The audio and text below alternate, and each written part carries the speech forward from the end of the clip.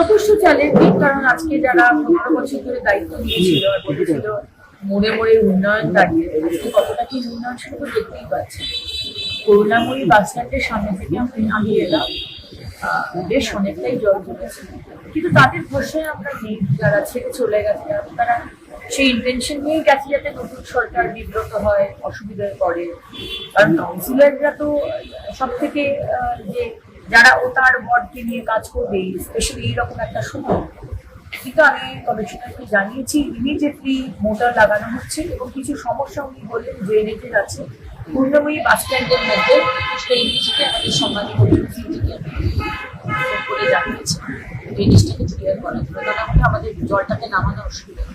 Motor লাগিয়ে এক্ষুনি করছি।